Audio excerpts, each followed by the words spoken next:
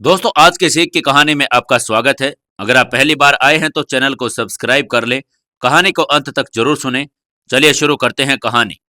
अंकुर, अंकुर, मेला लग गया। मालूम, नवरात्रि आते ही मुझे मेला घूमने की उत्सुकता बढ़ जाती है। अपन चलेंगे ना? तुम भी ना? बच्चों के सामान करती हो आकृति। आजकल के जमाने में मेला देखने कौन जाता है? अरे वो तो आसपास के गांव वालों के लिए होता है भाई। ठीक है, आप मत जाइएगा, मैं अकेले चले जाऊंगी। पर जाऊंगी जरूर। आखिरी फैसला सुनाते हुए आकृति ने कहा। हाँ तो चली जाना। कौन सा दूर है? पता नहीं तुम्हें मेले में जाते ही क्या हो जाता है, एकदम से बच्ची बन जाती हो। पिछली बार बेवजह लाई लप्पा गुब्बारे चनाचूर जैसी बिना जरूरत की कितनी सारी चीजें खरीद कर ले आई थी। 2 दिनों बाद सब बेकार होकर फेंक दिए थे। और आकृति, वो 500 रुपए जो तुमने मेरा चूना लगवाया था, वो मैं कैसे भूल सकता हूँ। गजब बेवकूफ बनी थी तुम। देखो भाई, सावधानी से रहना। इस बार इस तरह से कोई गलती मत करना। वो चनाचूर वाले की तो लॉटरी ही लग गई होगी उस दिन। बहुत खुश हुआ होगा तुम्हारी बेवकूफी पर। अभी तक आकृति अंकुर द्वारा कही गई बातें और हंसी उड़ाने पर खामोश थी। फिर बड़े धैर्य पूर्वक धीरे से कहा। आइए अंकुर, आपको आज मैं अतीत की एक घटना सुनाती हूँ। वो चनाचूर वाले भैया, 50 का बना दीजिए। मिर्च रहेगा? जी हाँ हाँ भैया, एकदम तीखा चटपटा बनाइएगा। ये मूली क्यों डाल रही हैं? मूली मत डालिए, प्याज डाल दीजिए। प्याज? प्याज आजकल बहुत महंगा चल रहा है दीदी, इसलिए तो मूली डाल रहा हूँ। अच्छा तो प्याज के विकल्प के रूप में मूली?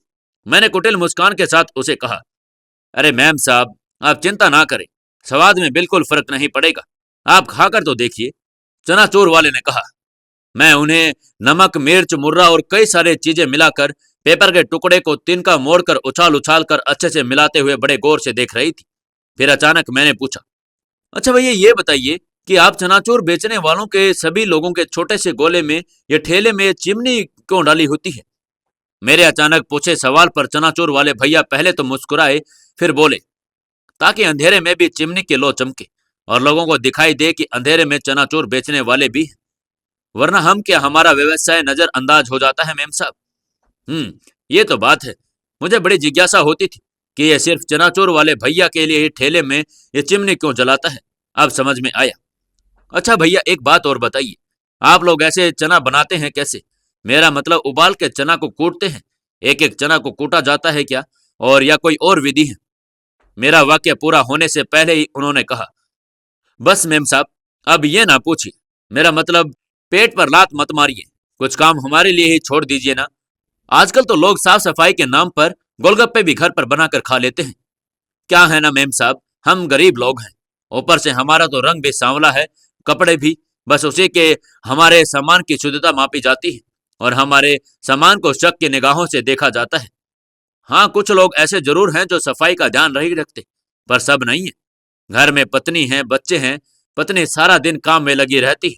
हम दोनों ही मिलकर बनाते हैं, फिर मैं बेचने के लिए निकल जाता हूँ। और क्या है ना मेम साहब, आजकल सारी चीजें पैकेट में मिलने लगी हैं, तो लोग खरीद कर घर में ही बना लेते हैं। वो कुछ तो कमाई मेला हो जाता है। कम से कम लोग मेला के बहाने ही तो चनाचूर खरीद कर खाते हैं। हाँ ये तो है भैया, कहकर मैंने 100 रुपए का नोट पकड़ाया और तेजी से गति से चलते हुए अंधेरे में गुम हो गई। एक बार पीछे से आवाज भी आई, मेम साहब आपके पैसे। पर मैंने तेज कदमों से दिशा बदल ली। भीड़ में खो जाना ही उचित समझा। एक इत्मीनान के साथ घर के लिए निकल पड़ी, यह सोचकर कि मैंने 50 की जगह 100 रुपए दिए थे चनाचोर वाले भैया को। बड़े इत्मीनान से सारी बातें सुनने के बाद धीरे से आकृति का हाथ पकड़कर अंकुर ने कहा। ओह, तभी तो। चनाचोर या ऐसे कोई भी ठेले वाले घर के सामने से गुजरते हैं तो क्या है, देखने की खरीदने की तुम्हें बड़ी जिज्ञासा रहती है। और वो परसों किटी पार्टी में तुमने एक चनाचूर वाले को भी बुलाया था ना। अब समझ में आ रहा है। वो तुमने पिछले साल 500 रुपए जानबूझकर चनाचूर वाले को दिए थे, और मैंने तुम्हें कितनी बातें सुनाई थी। बेवकूफ भी कहा था तुम्हें। शाम को तैयार रहना आकृति, अपन मेला में घूमने जरूर चलेंगे। अंकुर आप? पर वो तो गांव आगे, आकृति कुछ कहती, अंकुर ने तपाक से बोला। हाँ हम चलेंगे। चनाचूर लाई लप्पा गुब्बारे खरीद कर अंधेरे में गुम होने के लिए। अंकुर और आकृति दोनों एक दूसरे का हाथ पकड़कर मुस्कुरा दिए। आकृति ने पहले तो ऐसे ही वर्ग विशेष की मदद करने का आखिरी फैसला ले लिया था, पर आज अंकुर और आकृति दोनों ने मिलकर बिना बोले ही एक आखिरी फैसला ले लिया था। सोच और नजरिया बदलने का फैसला। साथियों, हम कभी कभी बड़े बड़े मॉल, होटल और न जाने कई ऐसी जगहों पर कितने पैसे खर्च कर डालते हैं, पर छोटे मोटे ठेले वाले, सब्जी बेचने वालों को नजरअंदाज कर, मोल भाव कर या उनसे सामान ना खरीद कर उनकी अपेक्षा कर जाते हैं, जिन्हें वाकई में पैसों की सख्त जरूरत होती है। यदि हम सक्षम हैं तो उनके प्रति थोड़ा उदार होना हमारा कर्तव्य भी बनता है। कैसी लगी आपको यह हमारी कहानी? अगर आपको यह कहानी अच्छी लगी तो अपने दोस्तों तक इसे शेयर करना ना भूलिएगा और अपने व्हाट्सएप ग्रुप में भी इसे जरूर भेजिएगा। और अगर आप आगे भी ऐसी ही कहानियां सुनना चाहते हैं तो हमारे चैनल को सब्सक्राइब कर लें और साथ ही बेल आइकन को भी दबा लें, जिसकी अगले वीडियो की नोटिफिकेशन आप तक जरूर पहुंच जाए।